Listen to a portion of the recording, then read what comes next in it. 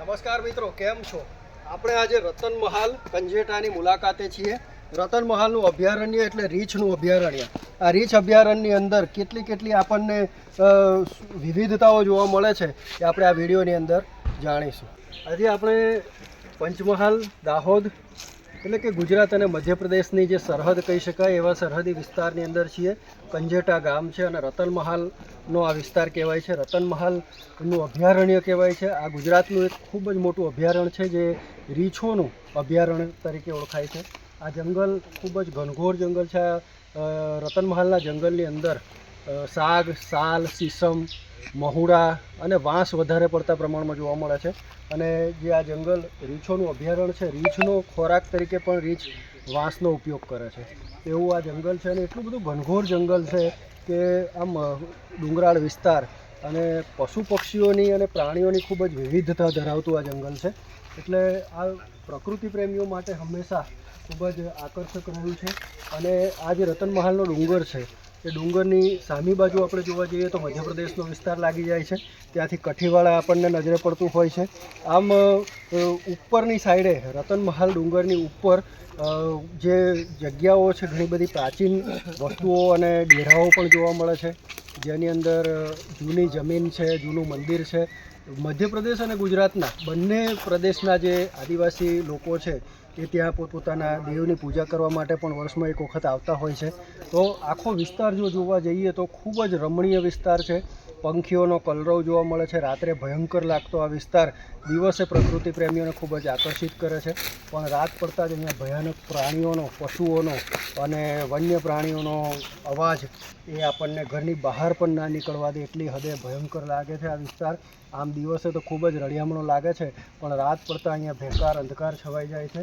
અને જોવા જઈએ તો ગુજરાત વન વિભાગ દ્વારા અહીંયા ખૂબ જ સારી સુવિધાઓ ઊભી કરવામાં આવેલી છે. રાજ્ય વન વિભાગના કર્મચારીઓના અહીંયા ટેન્ટ પણ જોવા મળે છે. બીજી જો વાત કરવા જઈએ તો નજીકની અંદર નળધા આવેલું છે. જે નળધા એટલે પાનમ નદીનું ઉદ્ગમ કેન્દ્ર છે. ત્યાંથી પાનમ નદી નીકળી અને આખા પંચમહાલને એ નવપલ્લવિત કરે છે. એવી પાનમ નદીનું ઉદ્ગમ સ્થાન પણ અહીંયા આવેલું છે. અને સમગ્ર રીતે જોવા જઈએ તો આ વિસ્તારની અંદર ખૂબ જ આમ જોવા જઈએ તો આમ શું એના વિશે શબ્દો ટૂંકા પડે આપણા, કારણ કે પ્રકૃતિનો વિષય છે. જંગલ ગીચ જંગલો છે. બીજું કે અહીંયા ખજૂરીના વૃક્ષો બહુ જોવા મળે છે. આ વિસ્તારમાં લોકો ખજૂરીના ફળનો તો ઉપયોગ કરે છે, સાથે સાથે ખજૂરીનો રસ એટલે એને ખજૂરીની તાળી પણ અહીંયા નીકળતી હોય છે, એ પણ ઉપયોગમાં લેતા હોય છે, વેચાતી પણ હોય છે, રોડ સાઈડ પણ વેચાતી હોય છે. પણ એક વખત ફરવા માટે જરૂર આવવા જેવું જો કહીએ તો આ સ્થાન છે. કંજેટા સ્ટેટ વખતનું ગામ છે, રાજાશાહી વખતનું. અને કંજેટા રતનમહાલનો વિસ્તાર છે. એની પેલી સાઈડે મધ્યપ્રદેશ લાગે છે. એટલે કે બે જે સંસ્કૃતિઓ એનો સંગમ આ જગ્યા ઉપર થાય છે એવું આ રતનમહાલ, એની આજે આપણે મુલાકાત લીધી છે લક્ષ્મણ રાઠવા સાથે. અને તમે પણ એક વખત જરૂરથી આ વિસ્તારની મુલાકાતે આવજો. ચોમાસામાં તો આ જે આની શોભા છે એની અંદર ચાર ચાંદ લાગી જતા હોય છે, કારણ કે અવનવા ઝરણાઓ, વિવિધ પ્રકારના જે વનરાજી ખીલી જતી હોય છે વરસાદના છાંટાની સાથે સાથે જ. અત્યારે પાનખરની ઋતુ છે છતાં પણ અહીંયા આપણે જોઈએ તો આપણને એકદમ લીલોતરી જોવા મળે છે. જંગલની અંદર જોઈએ તો આવી વેલાઓ જે જાડા આમ અજગરની જેમ વૃક્ષોને જકડીને ઊભા હોય એવા વેલ જોવા મળે છે. સાગના વૃક્ષો ખૂબ જ મોટા પ્રમાણમાં જોવા મળે છે.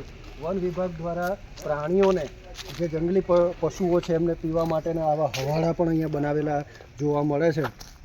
અને આમ તો જો પ્રકૃતિનો ખરેખરો આનંદ લેવો હોય તો આની અંદર કૂદી જ પડવું પડે એવો આ વિસ્તાર છે. તો ચોક્કસ તમે આ વિસ્તારની એક વખત મુલાકાત લેજો. બસ ફોટા પાડ દે.